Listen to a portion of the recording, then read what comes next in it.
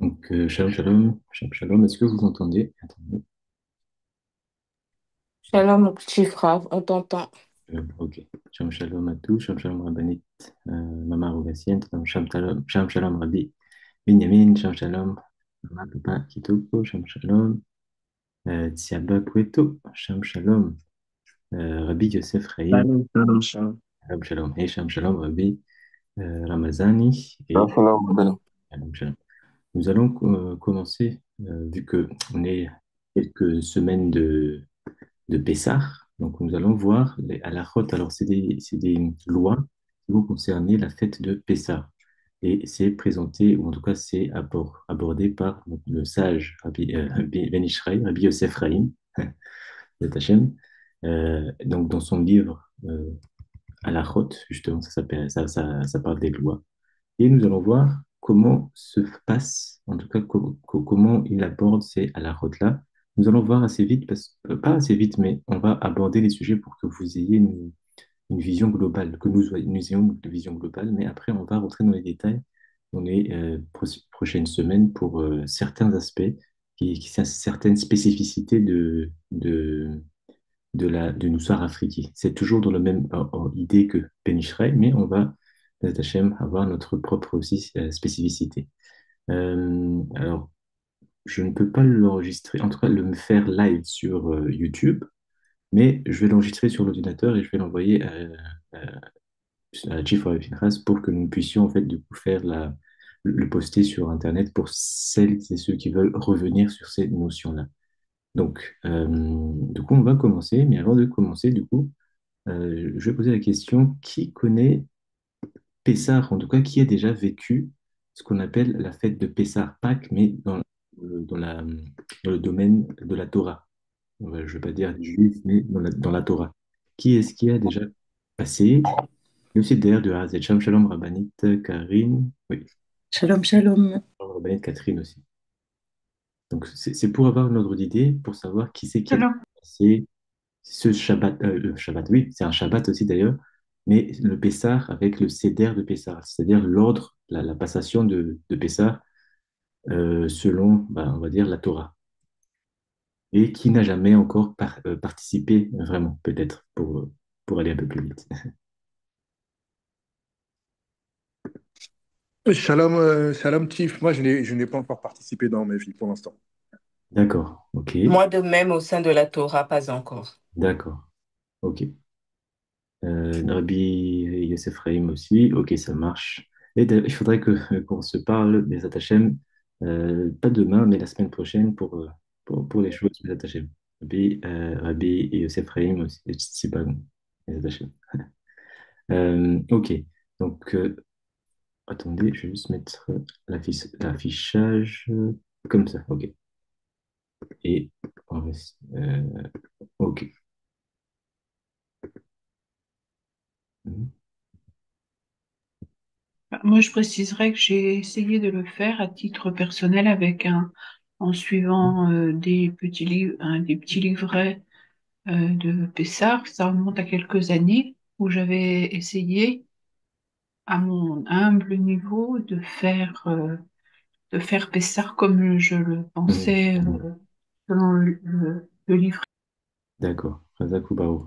Et ok. Et donc, on va du coup en fait parler un peu de Pessah déjà de la fête. C'est la fête, comme on le sait, pour commémorer ou en tout cas pour revivre, pour raconter à nos enfants, c'est ce qui a été, la mitzvah, c'est-à-dire l'ordonnance que Hachem a demandé aux enfants d'Israël de se remémorer comme si nous vivions vraiment la sortie d'Égypte pendant cette soirée-là.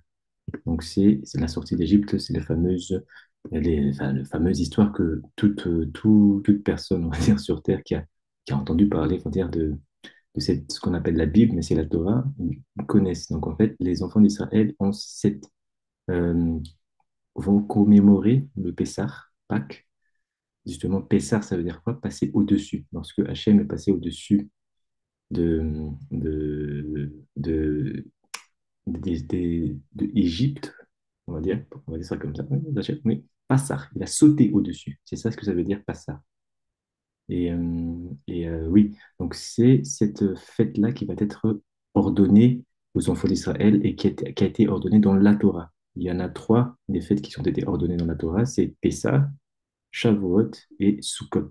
Donc ça fait partie des Shalosh Regalim, les trois, en tout cas, on va dire les trois jambes, les trois pieds. C'est des piliers, c'est des moments, c'est des événements et des temps spécifiques dans l'année d'un Yehudi, justement, on va dire Yehudi, un Israël qui veut respecter la Torah. Donc nous allons rentrer donc c'est le 15, alors 14 au soir. Donc le 14 Nissan au soir. Ce qui va tomber, alors on va regarder ensemble déjà, au moins au niveau du temps. Quand est-ce que ça tombe? Dans la Torah, il dit comme ça, justement, que c'est le 15, le 14 au soir, donc c'est le début, c'est le 15 du mois de Nissan que les bénis Israël sont sortis d'Égypte. Donc le 15, attendez, je vais partager du coup ceci. Donc, vous voyez l'écran normalement. Alors, attendez. Ok. Donc, vous voyez, on est donc maintenant au mois de Nissan. On sait que dans la Torah, le mois de Nissan, c'est le premier mois. Et que justement, dans ce qu'on avait déjà un peu parlé, les Mekoubalim considèrent le début de l'année par justement le mois de Nissan. Alors, le Rosh Chodesh Nissan, effectivement, c'est le premier jour du premier mois de Nissan, enfin du mois de Nissan, du premier mois. Cependant, ici, Pessar, pas cependant, Pessar se passe au 15. Donc c'est 14 au soir. C'est parce qu'on sait que le jour dans la Torah commence par le soir. Il fut Vayehi Erev Vayehi Boker Yom Rishon. Il fut un soir, il fut un matin, premier euh, jour un, on va dire. Et de là, on sait que nos sages ont expliqué euh, une, cette, c'est le jour commence le soir. Voilà. Donc, le 14 le soir, on est déjà donc au 15 normalement. Et c'est là-bas qu'on va faire justement le Seder de Pessah. Et on est donc le Nissan, le 15. Vous voyez que on est à la Parashat Tzav. Ça va tomber un samedi. Donc, en sortant de Shabbat samedi, nous rentrons directement dans Pessah. Et ça Là, il y a aussi une marque loquette, mais en tout cas, c'est comme ça. Pas marque loquette, mais dans le sens où, si on considère, on sait que justement le Rabbi Nechuna Ben Akani, dans Sefer Aplia, nous apprend que Pessah tombe toujours Shabbat parce que on sait que Shabbat, ce sont les quatre phases lunaires et que justement le 15 du mois, c'est c'est la pleine lune. Donc normalement, Pessah tombe le Shabbat, mais Hachem, on a le samedi. Donc c'est ce qui nous crée des situations où on vient de finir le samedi et on va rentrer dans Pessah. Mais les attachés. En tout cas, regardez bien, c'est le vendredi 11, pardon, vendredi 11, on est le 13 du mois d'Adar, donc on rentre dans le Shabbat samedi. Pendant samedi, on fait donc le Shabbat normal, et après, en sortant, Motsé Shabbat, la sortie de Shabbat, on rentre directement dans Pessah, les attachés. Oui, donc attendez. Ah, ok. Ça, c'est une bonne. Ah, intéressant. Oh, Hachem, Mama, on disait Mama et Eliana. Hachem. Oui, Rabbanit Catherine, vous avez levé la main. Oui, oui, je voulais poser la question parce que c'est une fête où on ne doit pas forcément regarder la lune, mais on doit regarder les jours et les nuits à partir de Rosh Chodesh, c'est ça? J'ai... Est-ce que vous pouvez expliquer un peu mieux la question? Disons, qu'est-ce que c'est? Ce n'est pas la lune qui détermine la date de la fête, mais ce sont plutôt les décomptes des jours, c'est ça? Non, c'est le 15, le 15e du mois. Et comment on sait que c'est le 15e du mois? En définissant justement le premier jour. Le premier jour, c'est quand justement c'est les Rosh Chodesh, la tête du mois. Donc en comptant ainsi de suite, on tombera toujours. Le 15, ce sera toujours la pleine lune. Donc c'est en lien intimement avec la lune. Donc je ne vois pas expliquer peut-être la D'accord. question encore mieux. Ok, d'accord. D'accord. Parce que par exemple, Merci ici, de Rosh la. Chodesh, c'est le premier jour, donc on sait que c'est le premier. On va compter 2, 3, 4, 5, 6, 7, c'est le Shabbat. Bon, ici, ça tombe, bah, enfin, oui, ça, on va dire que ça tombe un peu. Mais après, ça va se décaler. Mais en fait, 7. Donc là, c'est enfin, le 7e, 8, 9, 10, 11, 12, 13, 14 ce soir pour aller au 15. Le 15 ici, ça devrait être le, second Shabbat, qui est la pleine lune. Mais on voit qu'il y a un décalage déjà. Samedi est ici, alors que, enfin, on va dire, voilà, samedi et vendredi et samedi, c'est là où on fait Shabbat, alors que normalement, on va être ici. Vous voyez? Donc, c'est ça. Et après, on décale, et là aussi, les attaché. On vous tiendra au courant comment faire, mais en tout cas, c'est ce que le monde juif actuel fait, en suivant justement le lundi, mardi, mercredi, jeudi, vendredi, samedi, et non pas en fonction de vraiment le premier jour du mois, qui est le Rosh Chodesh, etc. Donc, maintenant, on sait la date. Vous voyez qu'il y a une correspondance ici. Donc, pour ceux qui ne sont pas encore, euh, on va dire, familiers avec l'année et le mois dans la Torah, et sachez aussi que ces noms-là ont été rajoutés un peu plus tard. Les mois de Nissan, etc., Iyar, etc., c'était rajouté un peu plus tard, en tout cas, rattaché plus tard. Mais dans la Torah, on parle juste de premier mois, deuxième mois, troisième mois, quatrième mois, les attachés, ainsi de suite. Mais tout ça pour dire quoi? On est donc du coup dans Pessah et on va directement voir à la route de Ben Ishraï. Donc c'est dans Parashat Tzav. C'est la section hebdomadaire de la Torah qui s'appelle Tzav. Et c'est là-bas où Ben Ishraï va justement parler des Ilchot Pessah, les lois de Pessah, Erev Pessah, Shahal, Beshabbat, Kodesh, Iruv, Tashvilin. Et il va parler aussi là-bas de la nuit de Pessah, le premier nuit de Pessah, et qui va en fait suivre, euh, qui va être suivi de Shabbat, et que du coup, il faudra qu'on fasse ce qu'on appelle Eruv Tashvilin, qui nous permet de c'est un héros, c'est des limitations, un cadre qui nous permet qu'on doit dire avant de rentrer dans un Shabbat pour pouvoir faire comment dire, pour pouvoir cuisiner pendant les jours Yom Tov, Hashem. Mais on verra ça plus tard. Pour le moment, on va commencer au début. Alors, qui c'est qui était rentré? Euh, c'est Rabbi Douamvutu, si je ne me trompe pas. Shalom, shalom. Ouais, shalom, shalom. Shalom, shalom. Ok, donc là maintenant on va commencer. Première halakha, Ben Ishraï. Alors je le mets en hébreu, mais on va le traduire B'ezrat Hashem ensemble. Donc il dit comme ça Kodem lel arba'a asar tzahir lechabed kol החדרים והבתים שבחצר, וגם האישה תעיין היטב בכל הבגדים בכיסאים שלהם, אולי הניחו בהם חמץ. Donc il dit comme ça, première loi, c'est que avant la nuit du 14 Nissan, donc, il dit, il faut avoir réussi à nettoyer de fond en comble toute la maison, les chambres et aussi la véranda si on a et les cours, la cour. On va nettoyer comment? C'est justement c'est tout le inyan de ce qu'on appelle Bdikat Hametz. Il faut nettoyer la maison de sorte à ce qu'il n'y ait plus de Hametz, c'est-à-dire de pain levé ou du levain, un produit possédant du levain ou du pain qui a été levé. Il faut enlever tout ça. Donc, il faut nettoyer d'abord bien la maison, comme il a dit, la maison, les chambres et la cour. Et aussi que la femme doit aussi va faire une sorte de vérification dans les poches des enfants, surtout, par exemple, les enfants qui vont à l'école, ils vont mettre leur goûter dans la poche. Il dit, vérifiez bien là-bas qu'il n'y ait même pas de miettes. Il y a une importance. euh, et surtout, il y a une réalité spirituelle qui est attachée au levain pendant cette période-là. Hachem, qui fait qu'il faut faire très attention à ne pas avoir de levain, ou en tout cas ne pas en posséder, ne pas en manger pendant les 7 jours de fête de Pessah, et justement dans les 7 jours de fête, vraiment les Yom Tov, qui est le premier et le septième jour. Et entre, c'est ce qu'on appelle Chol HaMoed, c'est les jours à moitié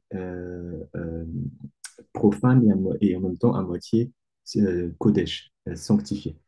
Donc, il dit, voilà, les femmes, quand elles lavent, on va laver les habits, parce qu'il faut aussi là-bas laver les habits, vérifie bien, il dit, qu'il n'y ait pas, qu'on ne trouve pas de chametz. Donc, ça, c'est le terme qu'il faut apprendre. Le chametz, c'est le vin, produit levé, dans les poches, kissim, de ce qu'on appelle les begadim, c'est-à-dire les habits. OK.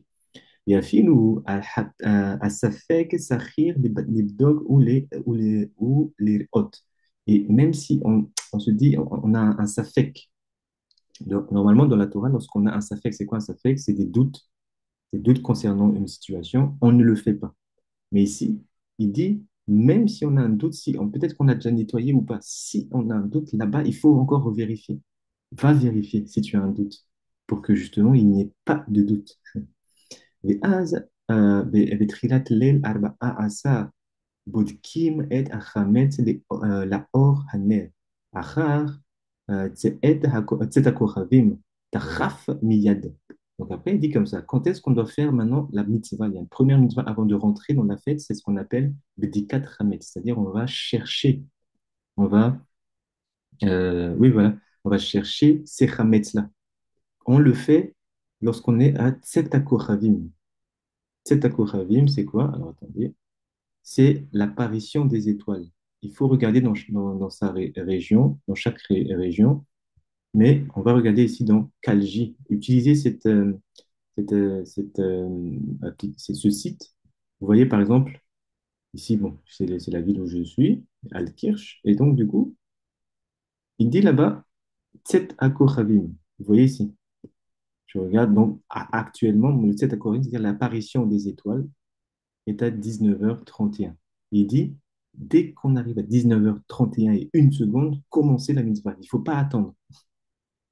Il y a, il y a, il y a une, à chaque fois quand Ben Ishraï nous donne des halachot, n'oubliez pas que c'est des halachot avec une compréhension spirituelle, rouhani, des actions. Il y a une signification énorme dans ce qu'il dit ici. On a les étoiles apparaissent, on commence l'abdikat Hametz. On va commencer à chercher et appliquer cette loi-là. Abdikat et Hametz, c'est Akoravim, et on commence directement, immédiatement. Et après, il dit comme ça. Ve'itol yadav kodem she mevarer al habdika ve'kanizkar be'acharonim. Et après, il dit, sachez juste qu'avant de commencer, d'abord, il faut faire netilat yadayim. Yitol, même, ça vient de netilat yadav. Donc, on va élever les mains. C'est ça ce qu'on a dit, yitol. Donc, on va faire, comme on le sait, lorsqu'on veut élever les mains, pas avant de manger du pain, mais on élève les mains comme lorsqu'on est sorti des toilettes. Donc une fois, deux fois, trois fois. On alterne. Après, on dit la bénédiction, Moussa Rafiki, Baruch Ata Hashem, Elokim Melech Haolam, Asher Kideshan, V'zota V'tzivanu Al Netinat Yadayim. Donc on monte les mains et après seulement on va pouvoir faire, il dit, la Bdikat Hametz, c'est-à-dire la recherche des Hametz. Et ok. Première halakha. Est-ce que c'est bon ou est-ce qu'il y a des questions? Je vais aller assez vite, mais posez quand même les questions si jamais il y a des choses que vous n'avez pas compris ou que vous voulez développer. Il faut en profiter maintenant. Du coup, oui. Est-ce qu'il y a des questions? Pas de question de mon Oui. côté, merci Chief. Ok. Rabbi, oui, Rabbi Tiaba Kweto, oui. Bon, excusez-moi, je voulais savoir, par exemple, vous êtes dans la maison, Mhm, il y a une personne qui ramène, par exemple, le pain, les vins, et mhm, toi, tu ne vas pas les toucher, mais vous vivez dans la même maison. mhm. C'est bien ou il y a un problème là-dedans? Alors, la personne avec qui tu vis, enfin, la personne vit, c'est le propriétaire de la maison? C'est, donc, disons, telle femme, disons, une autre personne Mhm, qui ne mhm. pratique pas ma religion, disons, qui ne pratique pas ce que moi je pratique. Il les D'accord. ramène. Oui, oui, oui, oui, je vois, je vois. C'est une très bonne question. En fait, comme la halakha est comme ça d'abord, la loi est comme ça, c'est que pendant les 7 jours de Pessah, il faut vraiment veiller à ne pas être, même pas voir les pains levés. Donc, euh, Si vous vivez, donc on va dire, on vit en colocation avec des personnes qui n'ont pas la même enfin, religion, on va utiliser le terme religion que nous. Ce qu'on peut faire vraiment, parce que c'est un cas, voilà, c'est un cas euh, exceptionnel, enfin, pas exceptionnel, mais enfin, un cas spécifique.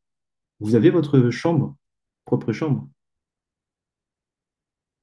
Oui, Ok, donc essayez au moins de nettoyer très bien votre chambre.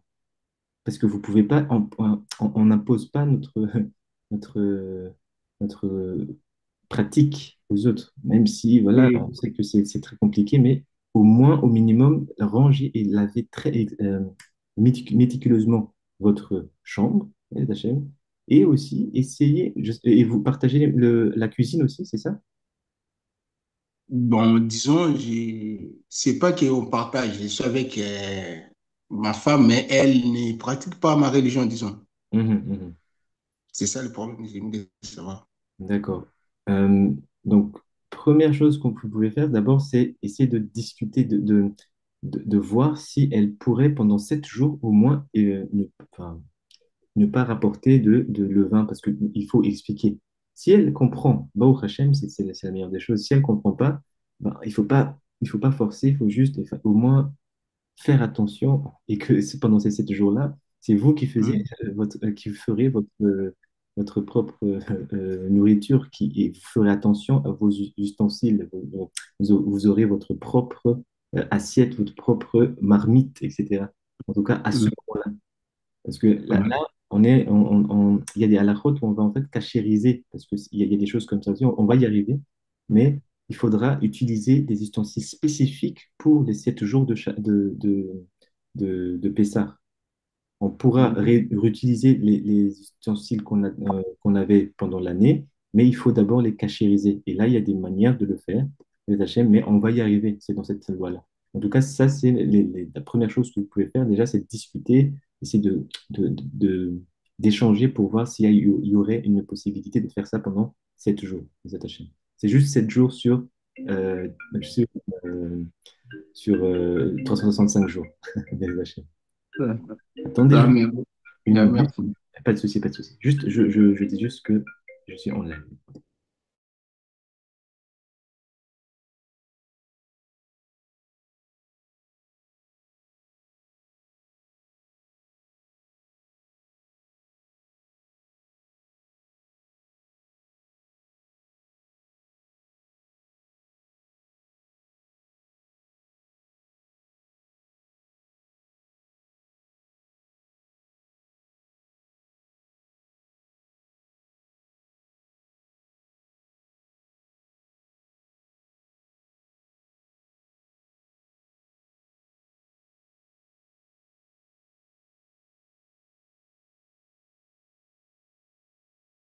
Ok, snicha, snicha, on reprend. Ok, donc, Toda, Rabbi, oui, et Tchaba, Kweto, je pense que c'est vous, oui, pour la question. Est-ce qu'il y a d'autres questions? Ou c'est bon? On peut avancer. Ok, alors on va avancer. Deuxième halakha, deuxième loi. Tsahir לבדוק לאור נר האחד של שעווה, ולא יביא השנים הגדולים. Oui, shalom, shalom, shalom. Oui, Oui. je voulais te poser la question. J'avais déjà vu qu'effectivement, il était possible j'avais vu une émission qui montrait une famille juive et puis qui se munissait de grosses boîtes en plastique et qui mettait tout ce qui était un petit peu avec Hametz Mhm, mhm, à l'intérieur et qu'il la scellait et puis il la rangeait dans une autre pièce. C'est quelque chose qui est possible pour pas avoir à jeter ou il est complètement proscrit d'avoir quelque chose, des petits biscuits ou je sais pas quoi, mhm, mhm. comme ça rangé. Donc, c'est une très bonne question et justement, on va l'aborder dans quelques halakhot. Mais effectivement, ça se fait, bien sûr. Par exemple, si, il y a des médicaments dans sa constitution, il y a du Hametz. Et c'est des médicaments pour se soigner. Donc, des fois, enfin, c'est pour ça que nos sages ont fait permis justement de garder, garder ces choses-là, par exemple des médicaments ou des biscuits ou des choses qui ont de la valeur, on sait qu'on va l'utiliser, mais on va les sceller pour ne plus le toucher.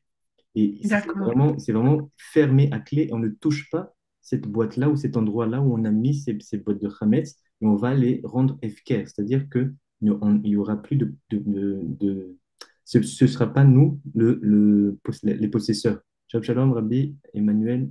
Shalom, shalom. D'accord. Oui, oui, oui. Donc, oui, oui, bien sûr que ça se fait et on va voir justement cette loi-là. Ok, donc, D'accord, תודה. on va te dire là. Donc, il dit Tzachir livdok leor ner echad shel sha'ava. Donc, il dit il faut, lorsqu'on fait l'abdikat chametz, donc on avait vu, c'est après, directement après le Tzedakah Kochavim, c'est-à-dire l'apparition des étoiles, on va faire la recherche, la vérification des chametz, mais avec, à travers une bougie. Donc, c'est une bougie de cire. Il dit, Velo yavi shanim hagdalim ou dibukim beyachad dehayu ke abuka. Donc il dit, il faut prendre une bougie avec une seule mèche, mais faut pas utiliser une torche ou deux bougies qu'on va mettre ensemble et on va attacher ensemble pour avoir une plus de visibilité. Il y a, encore une fois, quand on dit ici, il y a la version chat, mais il faut comprendre l'idée derrière. Pourquoi une bougie? Et pourquoi le nerf? On sait que le nerf, on avait déjà parlé un peu de saute de nerf, c'est les Rachetevot ou c'est les lettres qui composent deux noms, Nefesh et Ruach. Il y a tout un kavana là-bas, mais quand Ben Israël dit là-bas, il ne faut pas utiliser des choses qui vont se coller, de bougies qu'on va utiliser ensemble pour avoir une plus forte lumière, comme une torche par exemple. Il dit, c'est qu'il y a un code là, mais il faut le nerf. Donc il dit voilà, il faut toujours utiliser une bougie de cire. Et aussi, donc, il ne faut pas utiliser les lampes de poche ou des lampes torches pour faire des 4 mètres. Parce qu'on va perdre cette notion, cette réalité spirituelle qu'on appelle ner, le codage spirituel qu'on appelle ner, si on utilise autre chose. V'en budkim les or à abuka. Donc il répète encore une fois, il faut pas faire la recherche des rames à travers la lumière d'une torche. והנרות שאין בודקין בהם ניתנו בהם סימן חששה ועל מה שהוא ראשי תיבות חלב שומן שמן אבוקה ועיין מועד לכל חי. Ok. Alors, il y a une question dans le sens pas d'huile non plus, c'est cela, mais seulement de la cire. Oui, exactement, il dit ça. Et justement, il dit les, les bougies, c'est-à-dire la bougie qu'on va utiliser et la bougie qui existe, les bougies qui existent, pardon, et qui sont interdites pour cette mitzvah, c'est les bougies on les retrouve à travers cette siman, un signe. C'est le nom Hashasha. Parce qu'en fait, c'est les rachetés votes, c'est-à-dire chet pour chalav, c'est-à-dire la graisse. Donc, par exemple, si la bougie a été faite à base de graisse d'animal, il ne faut pas l'allumer à ce moment-là. Ou shuman.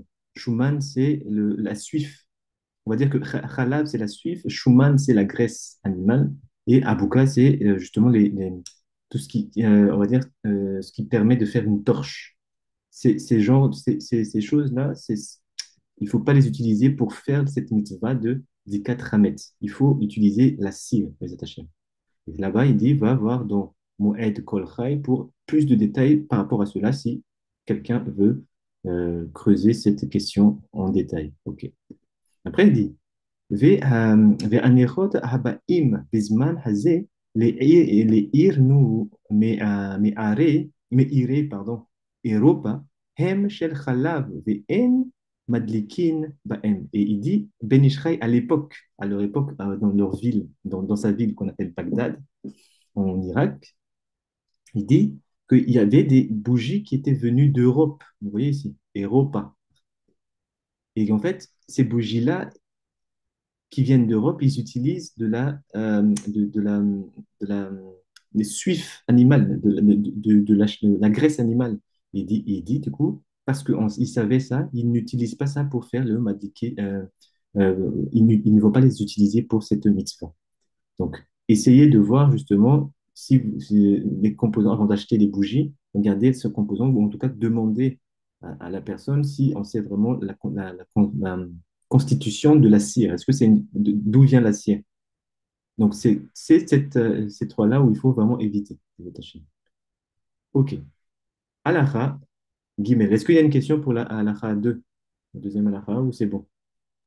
Oui, c'est vrai que quand on va dans les boutiques spécialisées ou dans les Mhm. magasins où vous avez différentes bougies, les bougies Shabbat, les bougies Ravdallah, il y a des bougies de commémoration là pour les qu'on allume pour les commémorer un anniversaire des défunts. Mhm.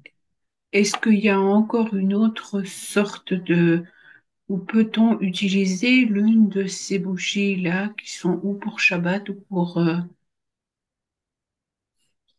En fait, non. Ce ou qui- elles sont Oui, oui. spéciales rachacha? Rachacha, oui. Non, non, en fait, D'accord. c'est surtout dans cette mitzvah-là de 4 Hametz où on va juste bien vérifier que ça soit fait avec la cire. Le reste, par exemple, la différence entre une bougie qui va être vendue dans le magasin kasher, qui est soit pour Shabbat ou pour Yom Tov, c'est au niveau de la durée, au niveau de la taille.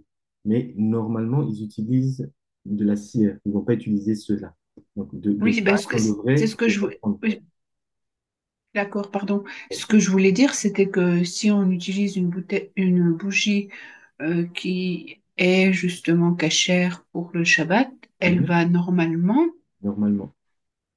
Normalement, D'accord. c'est bon. Oh, d'accord. Oui, il y a encore un. Voilà, Ok, il d'accord. faut demander s'ils savent, mais on va dire 90% de cas, ça peut être utilisé. Et si on achète ailleurs, D'accord. même dans une boutique spécialisée, on peut demander, et c'est là-bas même où on sera sûr que, parce qu'ils sont spécialisés, on sera sûr que c'est vraiment la cire et il n'y a pas autre chose qui s'est mélangé. D'accord, Toda. Donc, ok, Gimel, הלכה 3, צריך לבדוק בחורים ובסדקים ובכל מקום שנכנסים בו חמץ. Donc, lorsqu'on va faire la recherche, il va y avoir une bénédiction qu'on va dire. On va le voir ça plus tard, mais là, on va juste lire les halakhot. Mais il dit, on doit chercher dans les endroits où il y a des fissures et il y a des failles dans la maison. Ça, c'est vrai que lorsqu'on lit ça, du coup, il y a dans la Dikat Hametz, la recherche de ces Hametz-là, on peut se poser la question, mais c'est quoi, c'est pourquoi être aussi makpid, être aussi, on va dire, comment on dit makpid maintenant? Être aussi Méticuleux? méticuleux, Toda Toda, être aussi méticuleux dans cette recherche-là. On sait très bien qu'il n'y aura pas de, de Hametz là-bas, mais dès lors qu'il dit, Ben Ishraï, que dans notre maison, il y a fissure ou des failles, il faut aller là-bas avec la lumière et même avec un petit couteau, parce il va dire qu'est-ce qu'on doit avoir comme outil pour chercher, pour regarder s'il n'y en a pas. Tout ça, en fait, encore une fois, là, je rappelle que les halakhot, c'est-à-dire les lois qu'on est en train de faire dans notre monde réel, ça, c'est pour faire descendre une réalité spirituelle et dans le monde spirituel, ruhanite. Donc, ces codes-là qu'on appelle failles et fissures, c'est des codes spirituels. Si dans notre maison, on a de ces failles-là, ça veut dire quelque chose dans la maison. Et qu'à ce moment-là, il faut vérifier ces failles-là pour qu'il n'y ait pas justement ces khametz qui sont aussi des codages spécifiques, en tout cas, pendant ces 7 jours, vaut mieux ne pas en posséder pour ne pas être, je vais simplifier un peu, mais on va rentrer dans les détails des attachements dans les prochaines semaines, pour ne pas être attaqué. Si on se retrouve en possession de ces ramets-là et qu'on va être attaqué par certaines choses et que pas notre, Akadosh Baruch Hu est en train de dormir. Personne peut nous protéger à ce moment-là. Alors que le reste de l'année, Akadosh Baruch Hu ne dort pas. Donc c'est pour ça que qu'on on peut manger, on peut intégrer, on peut digérer ce qu'on appelle le chametz. Ça, encore une fois, c'est une globalité. C'est vraiment, j'ai fait un résumé énorme des secrets qu'il y a derrière. Mais c'est ça la vraie, enfin, la raison selon nos sages pour dire pourquoi on n'a pas le droit de posséder ni de manger de chametz pendant 7 jours. Parce que pendant ces 7 jours-là, Zahir Anpin, ou Akadosh Baruch Hu, que tout le monde appelle Akadosh Baruch Hu, le Saint béni soit-il, il dort, il est en dormita. Donc du coup, il ne peut pas protéger. Ça, c'est des concepts, si on dit ça à des croyants, on dit, mais ah, donc votre Dieu dort. Oui, effectivement, votre Dieu. Mais ça peut poser des problèmes. Voilà. Donc après, il dit, ולא יקוץ בבדיקת אף על גב שיש לו טרחה גדולה שקוטלי הבית בנבים באבנים קטנים ואין עליהם תיכה. Donc, je vais donner la parole à Rabbi Catherine. Je vais juste traduire cette partie-là. Il dit, il faut vraiment prendre son temps lorsqu'on doit vérifier, on va faire cette mitzvah de Bikat Hametz. C'est-à-dire, il ne faut pas aller vite, prendre son temps dans une chambre, dans une pièce, on va chercher de haut en bas, par exemple, ça dépend comment la stratégie, mais il faut qu'il y ait une stratégie pour qu'on puisse bien scanner tous les endroits. Et même, il dit, si par exemple, il y a une maison où ça a été construit avec beaucoup des petites pierres comme ça, donc il y aura beaucoup de failles et de fissures là-bas, bah, il faut prendre le temps pour bien vérifier chaque recoin de ces pierres-là. Oui, Rabbanit Catherine. Oui, donc si je comprends, c'est on doit examiner sa maison comme si on s'examinait soi-même pour être, on va dire, le plus irréprochable possible. C'est ça, pour pas donner d'accroche à quoi que ce soit. Mhm, mhm. Toda Rabba pour la question, c'est une question très intéressante. Je me l'orienterai plus, donc pas dans le sens qu'on soit être comment vous l'avez dit, impeccable, mais plutôt pour éviter, comment dire, on va tout nettoyer pour ne pas créer des situations où il y a des choses qui vont nous attaquer pendant ces jours. D'accord, Donc, on ne va pas donner de possibilité à ces choses-là de nous attaquer. Parce qu'on sait qu'à d'accord. ce moment-là, Akadosh Baruch Hu, il est en dormita, dormi, il est endormi. Donc, il Mais n'y a parce pas qu'on de... doit comprendre, Oui. pardon, on doit comprendre que c'est dans ce ramettre qu'il y a quelque chose qui est capable de de nous perturber. Ben, si ça nous perturbe, pourquoi on en mange pendant le reste de l'année? Non, mais comme là, on doit faire une recherche méticuleuse Mhm. de tout, mais c'est pas le fait qu'on soit irréprochable qui va faire qu'on sera tranquille, on va dire entre guillemets, pendant que Hachem est en dormita. Donc, c'est vraiment parce que c'est le Hametz ce qui, lui, est le problème dans cet espace-temps-là. C'est ça. Dans cet espace-temps-là, en fait, vraiment l'idée, c'est Hachem ne peut pas nous protéger. C'est-à-dire que dès lors qu'on intègre ce qu'on appelle le Hametz, il y a des choses qui se passent spirituellement et qui vont influencer nos comportements. Et Bezat Hashem, voilà. Encore une fois, il faut étudier tout cela dans les livres. Mais pour faire cela, il faut beaucoup, beaucoup de lecture et d'analyse. Mais encore une fois, je fais les choses de manière simple, de résumer. Donc en fait, D'accord. le but vraiment, c'est que on sait c'est comme si on va aller dehors, mais on n'est pas protégé. On sait que notre garde du corps n'est pas là. Donc on se fait petit, tout comme le D'accord. pain qui est azim. Il ne va pas gonfler, il ne va pas sortir ça, on dira ah, je suis, alors que notre protecteur n'est pas là. C'est ça D'accord. l'idée. Et après, il y a un code effectivement en lien avec les Hametz qui vont être développés par d'autres courants. On va dire, OK, c'est le Terara, etc., et qu'il faut nettoyer. Ça, on va dire, c'est une explication qui t'a à l'aise, premier niveau. Oui, Rabbanit Karim. Oui, bonsoir à tous. Quand on cache le Hametz, est-ce que je peux cacher le Hametz dans du papier ou ou dans du papier aluminium, justement Mhm, pour pas qu'il y ait mhm. une petite miette qui tombe. Tout à fait. Merci pour la question. Ok. Effectivement, on va en parler de il y a une minhag, c'est une tradition séfarade surtout, mais qui fait les choses comme ça. Justement, pendant le petit Hametz, parce que normalement, on a tout nettoyé, donc on ne devrait plus avoir de Hametz dans la maison, de levain, produit levain, levé ou du levain dans la maison. Mais il faut quand même qu'on fasse cette vérification à la fin. Et l'idée, c'est pour ne pas qu'on dise cette bénédiction en vain en disant on va vérifier alors qu'on sait qu'il n'y a plus, on va déposer 10 miettes de chametz qui est justement mis dans un papier aluminium ou dans du papier tout court pour ne pas justement que ça tombe vraiment et que ça va continuer à faire encore avec les chametz. Donc effectivement, oui, on va en parler, mais il faut les protéger. Et on va les placer aussi dans chaque chambre, on va dire dans les chambres de la maison, de manière quand même évidente. Il faut quand même qu'on cherche, mais il ne faut pas non plus le cacher extrêmement bien pour ne pas arriver à ah mince, on ne le trouve pas. Mais bon, on va quand même faire ce qu'on appelle le bitul khames, c'est-à-dire on va le rendre efker. Il n'y a plus de possesseur, donc ce n'est plus dans notre possession, même si il est présent dans notre maison, mais c'est pas à nous. Donc ça c'est pour annuler vraiment la khames. Mais oui, effectivement, on va y arriver. Il faut protéger ça pour que Toda. ça ne se répand pas. OK. Donc on continue. ויבדוק במקום קיבול העשב בבניין האחתלאים שקוראים בלשון העברי בשם רואזין, אוקיי? וכיוצא בזה.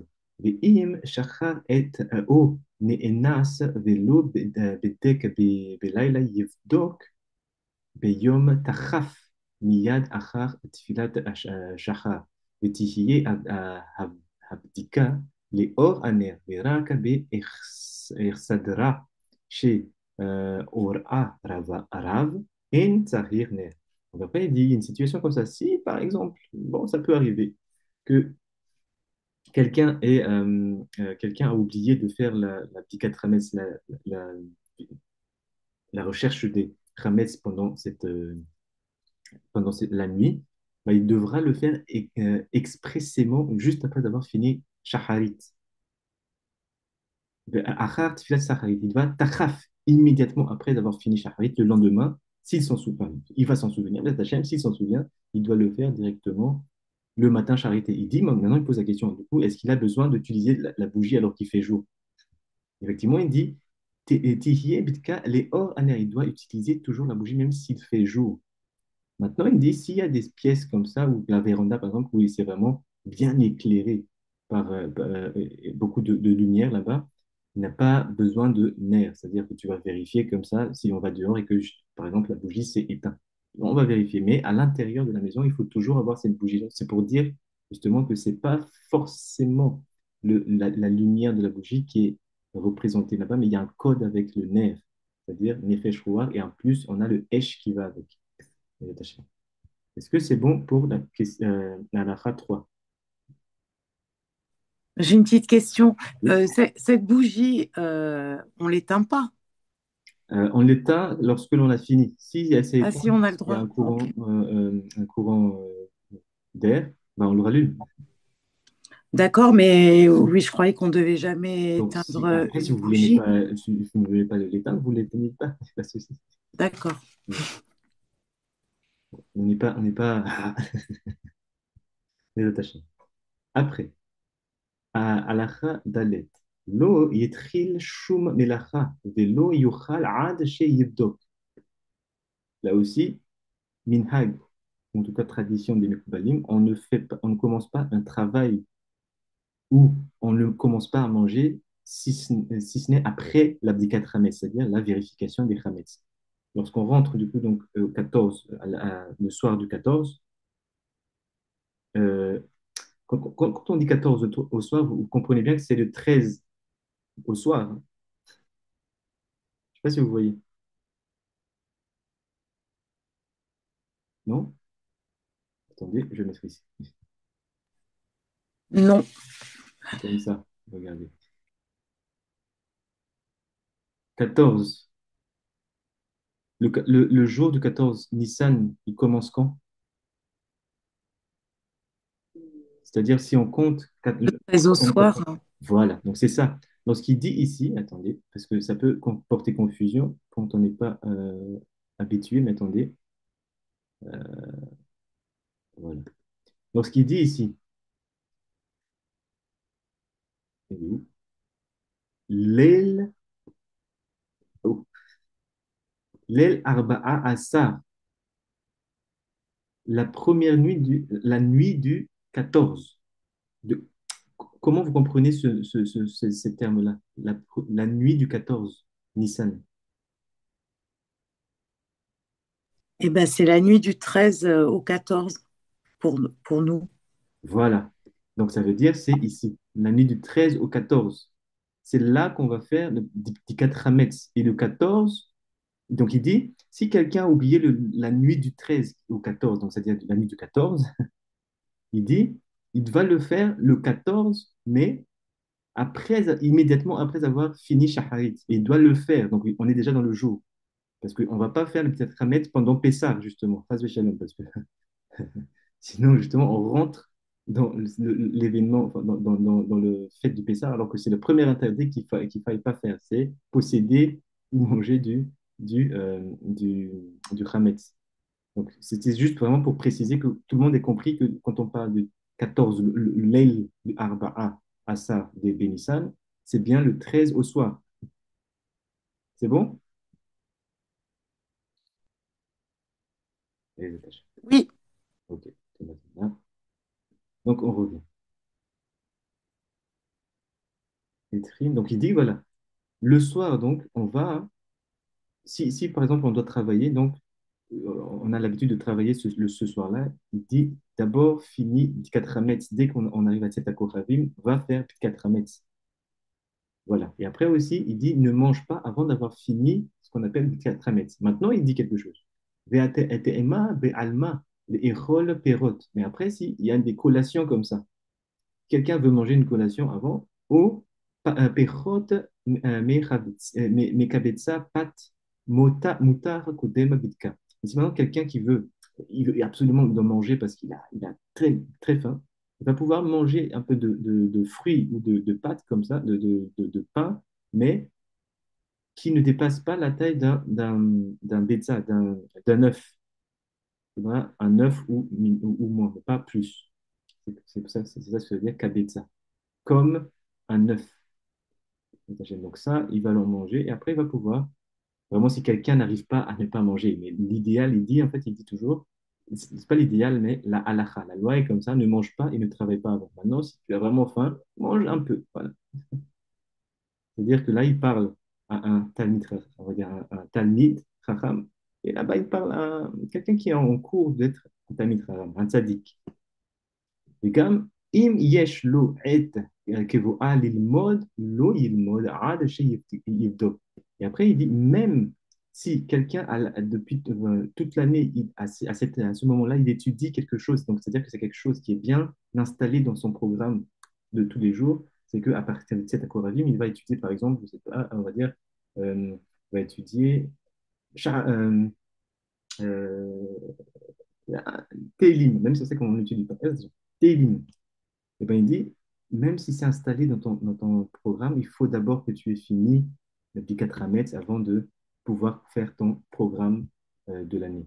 Pour dire en fait vraiment que cette mitzvah-là est une mitzvah importante. Parce que si on ne fait pas ça et qu'on rentre dans Pessah sans avoir fait cette mitzvah, on rentre avec justement ces kramets-là. Et ces kramets-là, c'est des portes qui vont attirer ces choses-là, des entités qui vont nous attaquer et qu'on n'est même pas protégé par Akadosh Baruch Hu. Il y a vraiment cette importance-là de faire cette bdikat hametz. Halacha hi kodem bdikat yevarer asher kideshan lemizvotav etzivanu al biur hametz. Donc après, il dit, avant de commencer maintenant cette recherche de hametz, on doit dire Baruch ata Hashem eoken melech haolam Asher kideshan lemizvotav, qui nous a sanctifié de ses commandements, etzivanu et nous a ordonné al bi'ur chametz. Et ils ont ordonné de brûler le chametz. Ah, question. Est-ce qu'on va brûler le chametz ou on va le chercher? Parce qu'il dit, avant de kodem b'dikat, avant de faire la recherche, on doit dire une bénédiction. Mais en fait, la bénédiction concerne le fait de brûler le chametz, mais on ne va pas le brûler le soir. En tout cas, là, on n'a pas dit qu'on allait le brûler encore. Pourquoi on dit bi'ur chametz? Bi'ur, c'est brûler, calciner même. Shalom, shalom, Rabbanit, Mendy, Marie-Jeanne. Bienvenue. Oui, shalom, shalom. Shalom, shalom.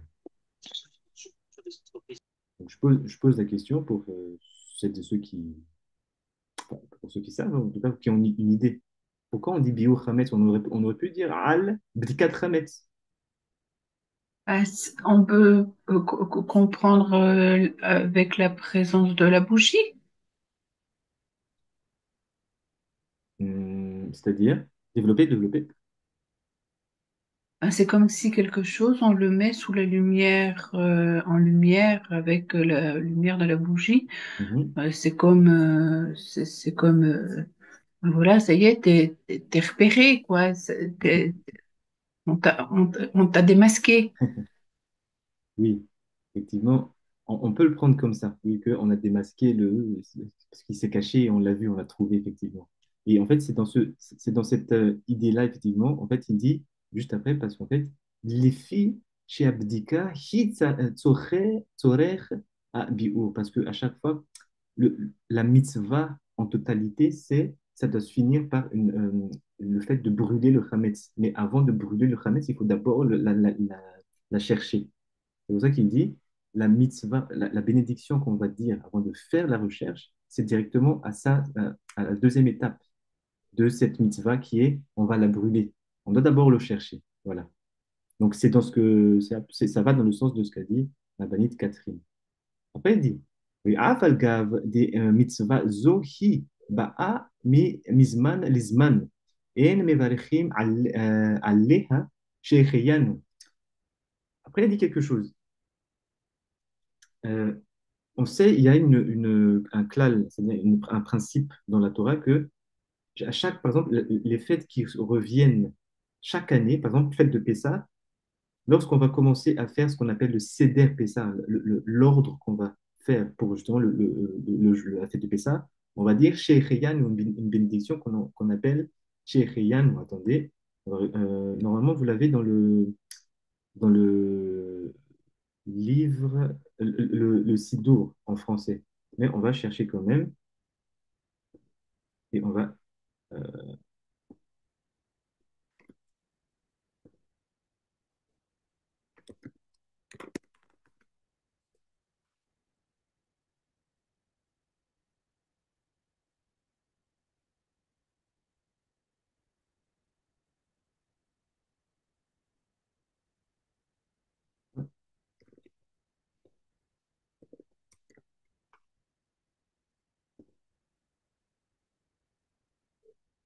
Voilà, on va prendre celui-là, le Rav Wikipédia.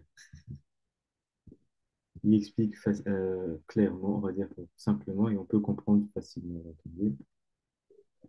Voilà. Donc, c'est une bénédiction, je pense, vous l'avez déjà vu, cette bénédiction, Shecheyan, Vekiman, Vekigian, Vasman, Hazé. Est-ce que vous avez déjà entendu parler de cela? Ou pas du tout?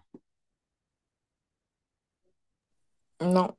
Ok. Tatataraba, Mama, Rogatien. Donc, en fait, c'est une bénédiction qu'on dit, donc on va dire ici, Shecheyan est une bénédiction qui nous a donné vie, exprimant la gratitude envers Hachem. Cette prière juive est mentionnée dans le Talmud. Elle est dite pour une occasion rare ou une nouveauté, comme une fête, un nouveau fruit, un nouvel habit, etc. En fait, dès lors qu'on se retrouve dans une situation qui est nouveau, c'est-à-dire soit quelque chose on n'a pas encore vécu, qu'on va vivre pour la première fois, ou ou que c'est un événement qu'on a vécu dans cette année-là, mais il va revenir dans le prochaine année. Donc, on doit dire cette bénédiction qui nous a, chez Yann, qui nous a donné, en fait, on remercie Hachem de nous avoir permis de vivre et de nous avoir, et chez Kiman, qui nous a gardé, en tout cas, nous a permis de vivre et d'être encore ici chez Guyane la semaine et pour revivre, en tout cas pour vivre cette situation, Zmanazé, ce moment-là. Donc, c'est une bénédiction qu'on doit dire comme ça. Et après, donc, pourquoi on doit comprendre ça? Parce qu'il dit ici, Bénishrei, même si c'est une mitzvah qui ne revient que de temps en temps, c'est-à-dire chaque année. Pessah, on ne le fait pas deux fois enfin, on va faire trois fois. On ne parle pas de Pessah Sheni, mais Pessah, juste, on ne le fait pas deux fois dans l'année. Mais, donc, dans ce cas-là, on devrait dire cette bénédiction, Shecheyan ou Meidi, ici, pour le Biur Hametz, oui, le Biur Hametz ou le Petit 4 Hametz, on ne le dit pas. Donc, il dit, voilà. Afalgav, en mivarechim. On ne dit pas la bénédiction Shecheyan. Après, par contre, il dit comme ça. Mi ou kitvo acharonim. אם נזדמן אצלו בגד חדש או פרי חדש, יברך שהחיינו ויכוון לפתור גם מצווה זה. Et maintenant, si quelqu'un veut absolument dire cette bénédiction-là, parce qu'il le revit chaque année, il dit il faudrait quand même le dire, même si la halakha nous dit qu'il ne faut pas le dire, il dit, acheter un nouvel habit, comme on avait vu ici. Si quelqu'un achète une nouvelle chose, il faut le retenir. Si quelqu'un achète une nouvelle habit, avant de le mettre, il faut faire cette bénédiction-là pour activer la protection à l'intérieur des habits qu'on a achetés. Il y a des codes comme ça qu'il faut savoir. Si on va manger des nouveaux fruits de cette année, bah, là aussi, il faudra dire cette bénédiction-là, Shecheyan ou Vekiman, Vekian, Lazmanazé, pour pouvoir aussi activer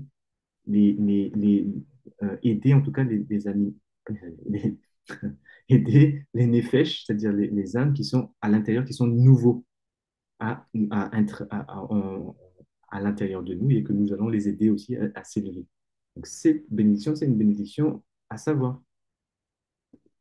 Donc, il dit, voilà, comme on ne peut pas le dire pour le bdikat Rametz, de recherche de Rametz, achetez une nouvelle habit. Et quand on va, il dit, lorsqu'on va du coup dire cette bénédiction-là, avant de le mettre pour ce moment, ayez la kavana, l'intention d'ajouter, de rattacher en fait cette bénédiction-là au Bdikat Hametz. Donc, c'est une manière de rattacher quand même. Voilà. On a dit la bénédiction pour autre chose, mais on a la kavana que ça soit associé. ואם שכח ולא בירך על ביאור חמץ, יברך כל זמן שלא סיים הבדיקה. Donc, après, il dit, il y a une autre situation. Si quelqu'un n'a pas dit la bénédiction al-biur chametz, c'est ce qu'on dit avant de faire la recherche des chametz, mais il a directement commencé à faire les vérifications, et ben, il dit, il faudra qu'il le dise, la bénédiction, pendant qu'il cherche, à partir du moment où il se souvienne et qu'il n'a pas encore fini de faire l'abdicat chametz. C'est-à-dire que d'un coup, il se dit, ah mince, je ne l'ai pas dit. Et il s'arrête, il dit la bénédiction et après, il continue à sa recherche. Donc ça, c'est une première situation. Maintenant, la suite. Ve'im bodkim imo bne ahabet yivarech hu levado ve'yitkaven hu ve'em letzeet yad chova. Deuxième situation, il dit, si maintenant, il y a euh, celui qui va faire la recherche, il est avec sa famille. Ce n'est que le Ba'alabait, le maître de maison, qui dit la bénédiction, et le reste, il doit avoir comme intention de les acquitter de la bénédiction. En disant cela, il va acquitter tous les membres de sa famille de cette mitzvah. Et en même temps, ceux qui sont les membres de sa famille doivent penser à être acquittés par la bénédiction. Et il dit, voilà, c'est que le un qui va dire la bénédiction, celui qui va faire la recherche. Velo yidaber ben beracha lehitchil abdika. Et là, je pense que Tifrikien avait un peu parlé de ça, mais il faut savoir que dès lors qu'on a fini de dire al biur chametz et qu'on va commencer à chercher jusqu'à ce qu'on ait trouvé donc les 10 chametz on a placés, pas un mot. Celui qui cherche n'a pas le droit de dire dit. En yedaber, on ne parle pas entre la bénédiction et jusqu'à la fin de la recherche de la vérification. Donc, il faut essayer si on vit avec sa famille, il faut en tout cas que les enfants et la femme ne posent pas de questions parce qu'il ne peut pas répondre. Il faut dire, même ça, déjà, ça coupe la kavana. Parce qu'en fait, cette petite 4 Hametz, la recherche et la vérification de Hametz, est une étape cruciale, encore une fois. C'est ce qui va nous permettre de rentrer dans la fête de Pessah de manière sereine, parce qu'on a bien fait cette vérification-là, et qu'on sait qu'il n'y aura pas d'attaque. C'est-à-dire qu'on n'a pas créé de situation, Chas de Shalom, qui attirerait ces choses-là qui vont nous attaquer, parce on est sans défense. Donc on peut maintenant passer Pessah sereinement, avec joie, dès lors qu'on a bien fait et on a vraiment fait attention à faire cette Bikat Hametz. Après, il dit, Ve'im dibur shelo me'inyan habdika tzahir lechzor ou levaler. Vous voyez, il dit, si maintenant quelqu'un a parlé pendant la recherche, il a dit la bénédiction, il a dit, attendez, il a dit la bénédiction attendez, ce n'est pas un cours par la suite. Euh, à quelle heure? 21h, ok. On va bientôt finir. Il fallait que je vérifie. Donc il dit, si quelqu'un maintenant a fait la bénédiction, il a commencé à faire la recherche et après il a parlé, il dit, il a tout annulé, donc il doit refaire en redisant aussi la bénédiction. Parce qu'il a coupé, il a fait une interruption pendant la recherche. Donc vraiment, c'est important ça s'il vous plaît, de ne pas faire parler celui qui cherche. Même les enfants, on essaie de les tenir pour qu'ils ne crient pas ou qu'ils ne parlent pas et qu'ils ils suivent. D'ailleurs, quand on cherche, donc du coup, le balabait, le chef enfin, le maître de maison, va chercher et va initier la recherche. La femme ne fait pas, c'est pas là-bas. Non, il n'y a pas de bruit. Il faut laisser celui qui cherche chercher et les autres vont le suivre dans toute la pièce. וטוב שלא ידבר בדברים אחרים עד שיגמור כל הבדיקה. Donc, ouais, après, il réinsiste. Il est vraiment bien de ne pas parler entre la bénédiction et qu'on a trouvé on a fait la petite Hametz, la vérification des Hametz. ויצניע תחילה החמץ שיש לו בעבור achilato veyichapa alav keli. Donc après, il dit un dernier point par rapport à ça. Donc quand on a fini de faire les recherches là, on a encore le droit de manger parce qu'on n'est pas encore on rentre pas encore dans l'ère de faim, le temps de Pessah. Donc on peut encore manger du chametz, c'est-à-dire des produits levés, lorsqu'on a fini la vérification. Mais juste, il me dit, mettez quelque chose en dessous pour que ça ne parte pas dans tous les sens et on va d'abord, on va encore une fois nettoyer les choses. Donc, quand vous mangez, par exemple, je sais pas, un biscuit ou les enfants veulent manger un biscuit, il faut qu'il se soit au minimum à un endroit spécifique et qu'on peut nettoyer et regrouper des choses. Mettez un kéli, un ustensile, une assiette en dessous ou quelque chose où on le ramasse et on le jette directement, les attachés. Donc, on a fait 5 à la rote, pas au cachef. Il y en a, attendez, il y en a 43 concernant les Shabbat. Après, il y a d'autres à la route en Iran. Donc, on va essayer de faire ça un peu plus, avec un rythme plus chaque jour, Bezat Hashem, si on arrive à bien caler les choses. Mais en tout cas, on va s'arrêter là pour aujourd'hui pour laisser aussi le cours de Chief, pour pouvoir rejoindre pardon, le cours de Chief Pinchas dans 15 minutes. Est-ce qu'il y a des questions jusqu'ici?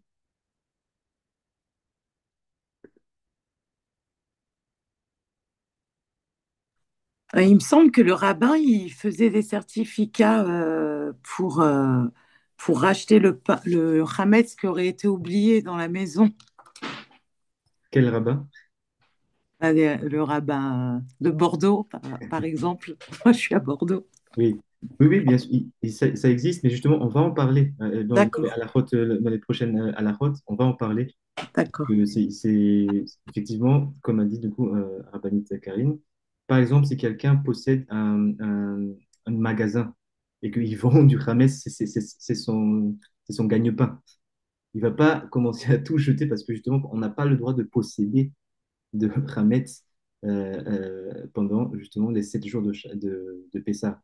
Donc pendant ces 7 jours-là, il va y avoir un contrat qui va être rédigé par un rabbin qui sait comment faire les choses. Donc pour que tous les produits de ce magasin-là puissent être vendus à quelqu'un qui n'est pas, qui ne respecte pas, un goy, on va dire un goy, un peuple.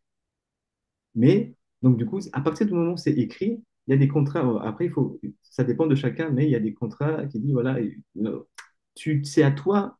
Maintenant, tu ne peux pas faire tout ce que tu veux. Mais normalement, si on fait ça, c'est compliqué. Ben Israël va l'expliquer, mais il dit, si maintenant, c'est pendant les 7 jours-là, s'il fait ce qu'il veut, c'est à lui.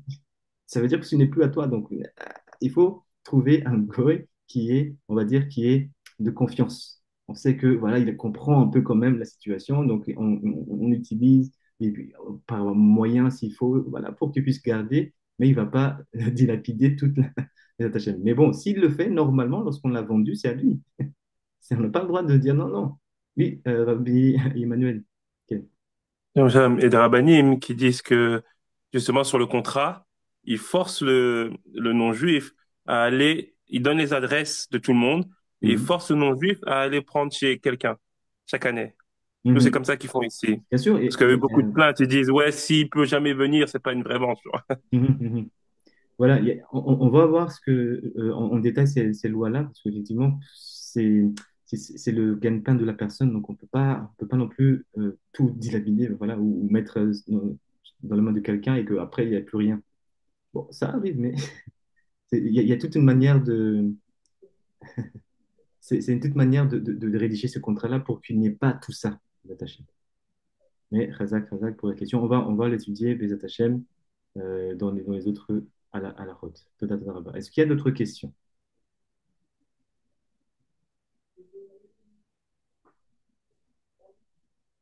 Bezat Hashem. Donc, oui, Petite oui. question, juste pour revérifier. Quand tu es en partenariat, il y a beaucoup de gens qui font ça aujourd'hui, ils sont en partenariat avec un goy, Mhm. du coup, ils n'ont pas besoin de vendre le Hametz. Ils font le partenariat Ah, que dans le pendant les périodes, partenariat, parce pendant que. les périodes de Hametz, tous les profits, ils sont aux non-juifs. Alors, il Et faut pendant bien. une autre période, Oui, oui, oui, oui, pardon. Oui. en fait, ce que je dis, c'est que quand ils signent le contrat d'association, je sais pas comment on dit ça, là, de partenariat, Mhm, mhm. ils disent que pendant certaines périodes, comme à Shabbat par exemple, même si l'entreprise elle est ouverte, tous les profits de Shabbat et des Chagim par exemple, ils vont que Oui, aux oui, non-juifs. oui. Et d'autres périodes de l'année, et ils reviennent, genre il se fait comme un équilibrage, je sais pas leur truc comptable là, mais ils font quelque chose comme ça. Mhm. Oui, oui, il faut bien, en fait, c'est pour ça qu'il faut bien, si on fait un partenariat avec une personne des nations, on ne va pas dire goy, on va dire goy, voilà, c'est un goy, il faut bien étudier les contrats. Il faut bien mettre et que tout le monde soit d'accord et que après les choses se fassent bien. Mais le contrat en lien avec la halakha, la loi de la Torah. Voilà. Donc après, oui, il y a beaucoup de systèmes pour pouvoir faire les choses de manière, voilà, que ce soit bien, respecte la Torah et en même temps aussi, on n'endommage pas le goy. C'est surtout ça le plus important. Les attachés. C'est bon? Est-ce qu'il y a d'autres questions? Toda toda rabba pour la question. Tout ça, ne vous inquiétez pas pour celles et ceux qui ne sont pas encore habitués à cela. On va en parler. Ben Ishraï va en parler dans les détails justement de cette loi-là. Donc du coup, on va s'arrêter là pour aujourd'hui. Oui, est-ce qu'il y a d'autres questions ou c'est bon? Ok. Tado toda toda rabba. Baruch Adonai l'olam amen v'amen. Toda rabba, Rabbi תודה Emmanuel. רבה, צ'יף. Toda rabba, Toda Zakubara. Toda. Catherine. Toda rabba, Rabbanit Karim. Toda rabba, Rabbanit Mama Orgassienne. Toda rabba, Rabbanit Mendy Marie, Marie-Jeanne. Toda rabba, Rabbi Binyamin. Yacoub. תודה רבה. Toda rabba, תודה רבה. Papa, Mama Kitoko. Toda rabba, Tiaba Kweto. Toda rabba, Rabbi Yosef Remsi Bangu. Rabbi Diambutu Kahina. Rabbanit תודה רבה. Rabia et Shema Yahu HaKohen. Toda rabba. Je vais envoyer des liens pour qu'on puisse faire ces cours-là de manière un peu plus fréquemment pendant ces semaines-là, parce qu'il y a beaucoup de lois. Donc, on va essayer de le finir les Hashem cette année. Comme ça, on aura aussi cette vidéo-là pour l'année prochaine pour celles et ceux qui vont venir. Bezat Hashem. À tout de suite pour le cours de Shifra Pinchas et Shabbat Shalom à tous aussi. Shabbat shalom. Shabbat Shalom. Ah, bah, Ça, Shabbat shalom.